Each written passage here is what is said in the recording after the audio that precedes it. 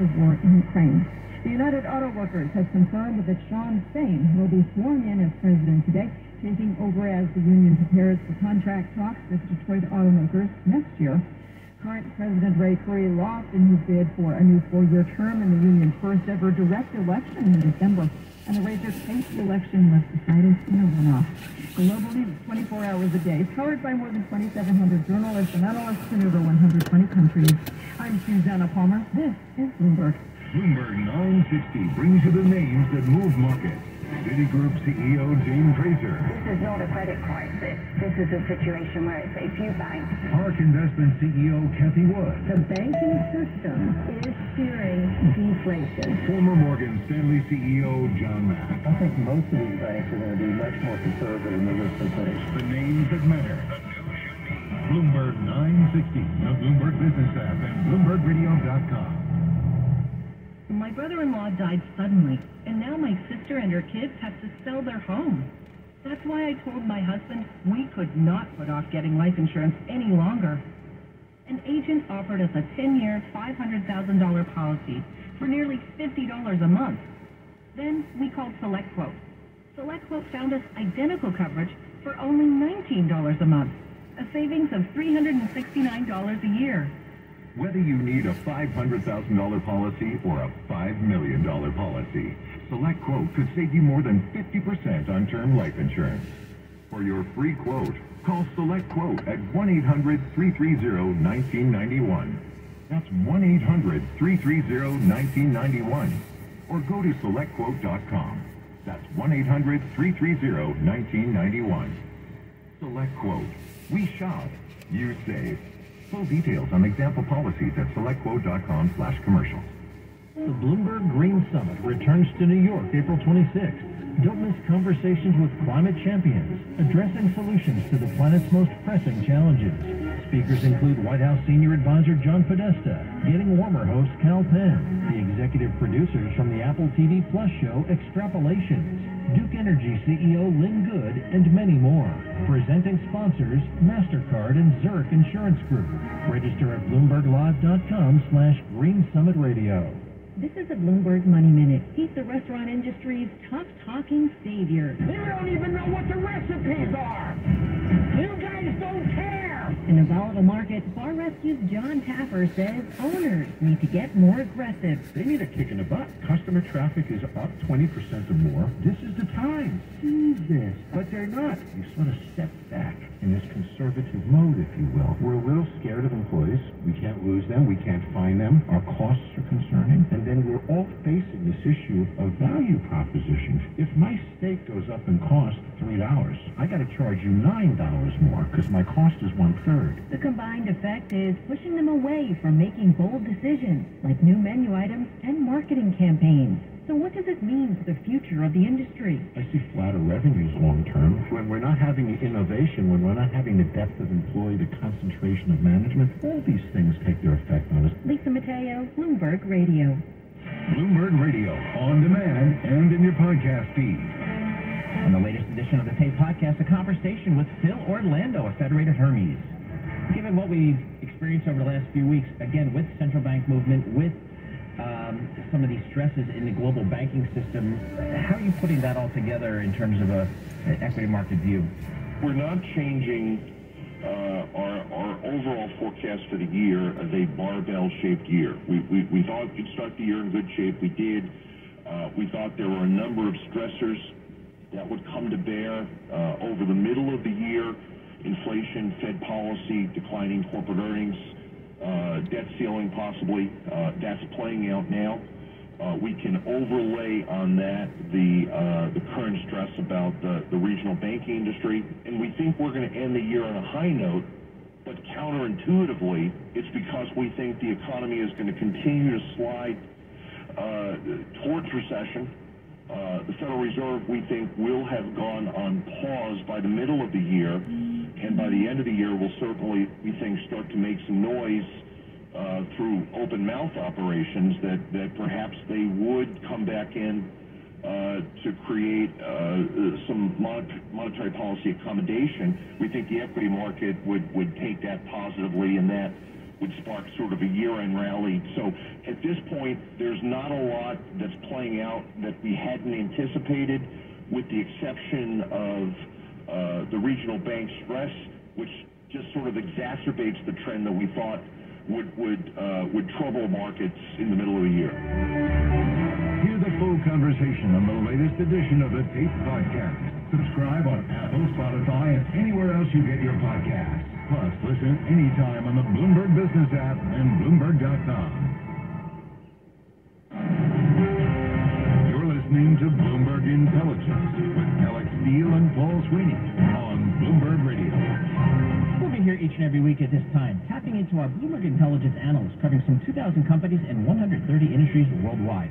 International growth in pet populations, coupled with an increased willingness to spend, may drive the global pet market to $500 billion by 2030. For more on this, Bloomberg's Kriti Gupta and I spoke with BI Senior Equity Research Analyst Ann Hunter Van Kirk and Consumer Staples Analyst Diana Rossetto Pena. And let's start with you. I'm not buying it. $500 billion on pets? It's a huge number, Paul. You're absolutely right. All right. That growth will Tell definitely... me on it. It'll definitely be mostly driven by the pharmaceutical side, healthcare side. That's diagnostics, prescriptions, largely in pain, parasiticides, also dermatitis. But the larger portion of the market, while the healthcare side is the growth side, is Diana's consumer staple side. Yes, for sure. Food will be the biggest expenditure on pets. It's going to be about 28% of the market. Will remain that way for the foreseeable future, and the U.S. is going to be leading that. I buy it. I have a dog. I get it. I'm happy to spend a good chunk of my income. Paul doesn't have a dog, guys, and he doesn't want one. But walk us through the numbers on here. I mean, we're talking about $500 billion, but I mean, not everyone is as obsessed with their puppy as I am. How do you kind of incorporate inflation, for example, in that thesis? Inflation is a big part of it, but we'd actually push back that everyone is as crazy about their pets as we are. The U.S. is certainly the biggest market, with Europe and the rest of the world smaller, but also still growing a ton. Part of that is pet population. They increased a lot during COVID, 6% I think it was in 2020, 4% 2021, keep growing 2022. And the drivers are the humanization of pets, that people are willing to spend more. That's going with younger generations, significantly willing to spend more, maybe pets over creating families even. There's a lot of growth there. She looks straight at me when she does that. No judgment. The pharmaceutical side, the medical side, is there doggy insurance, doggy health insurance? There is. It's a nascent market for sure.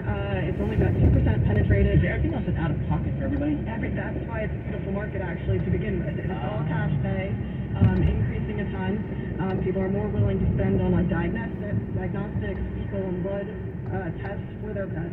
But the insurance market is small right now. It's really with the traditional insurers, but some of the Chewies have done some partnerships with Trupanion, and Zoetis has gotten into it as well, with a traditional pharmaceutical manufacturer with their pumpkin insurance. We don't see the insurance market growing to anything close to human coverage of lives, but we do right now dogs are ahead, maybe 4% penetration and only about 1% for cats. As a pet owner, I gotta say, when you raise a puppy, the vaccinations alone, you want that insurance, because it'll really cover a lot of the expenses, not to mention surgeries when your dog gets older. We're talking about like thousands of dollars, Paul. Okay. Regardless, I gotta talk about the players here. You mentioned Chewy. I'm reading your research. This is fascinating. Chewy and Amazon leading the e-commerce share, but still, brick and mortar, nearly 3/4 of pet shopping. That is wild. Why are pet owners not doing e-commerce? Well, they are, but it's obviously e-commerce penetration is about 21% of the market at this point. We expect it to reach 30% by 2030. Spending on brick and mortar will remain because people go to these places to do a one-stop shopping for all the family, and that includes their pets. So obviously, Walmart, Target, those will probably get the expenditure of the business for the foreseeable future. In my building, we have a very angry pit bull by the name of Harry. A lot of anger issues with him, but he gets his Chewy box every couple of weeks. So here's the thing, Diana, what else are people buying for their pets? It's not just pet food, because I'm seeing some numbers here, and it can't just be the kibbles a bit. Well, there's going to be expansion in fresh frozen, what we call fresh frozen, which is food, but it's healthier food for dogs. Fresh Pet has 90% of that market. We're counting that it's going to probably reach an 11% penetration over the next 5 years of food, fresh frozen. So, that is going to be the biggest expenditure for the foreseeable future. Now, other things like services, we have hardware, the toys that pets destroy, of course, that is a very profitable part of the business for these companies, but yeah, for sure. I love that you were talking about the humidification of pets, because I gotta say, I feel like I have conversations with my dog sometimes. It barks back. It's a whole dynamic. All those pet owners, guys, get this. People do get it. But look, I think it's fascinating on this growth story. It could actually benefit producers like General Mills, Netflix, Mucker. Those are not brands I associate with pets necessarily. Well, but they do have pets. Yes. Mucker, General Mills, Buffalo, they actually General Mills, Buffalo, competition for fresh pets. But yeah, these food companies are interested in their exposure to these pets.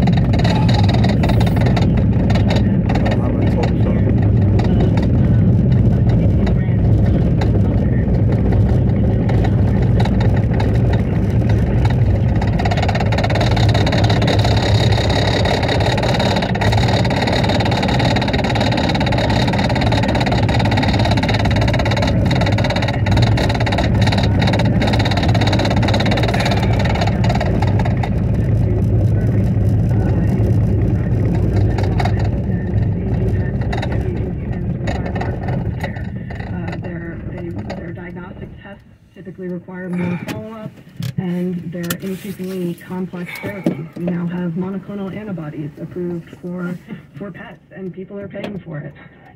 Global pet market, $500 billion by the end of 2030. So forecast Bloomberg Intelligence. How about that? Our thanks to Bloomberg Intelligence Senior Biopharmaceutical Equity Analyst Ann Hunter Van Kirk and Consumer Staples Analyst Diana Rossetto Pena. Failures in the banking space. Regionals front and center. What's next? Who's at risk? Who's going to buy what? What are going to be the rules going forward? There's really only one person in Bloomberg Intelligence to ask this question to, and it's Herman Chan, Bloomberg Intelligence Senior U.S. Regional Banks Analyst, who said to me the other day, it's his 15 minutes of fame. I feel like it's been extended to 20 minutes of fame at this point. Yeah, okay, we'll do 20 minutes. As you look at the banking landscape right now, what banks are you most concerned about? What are the characteristics that they have? Sure. So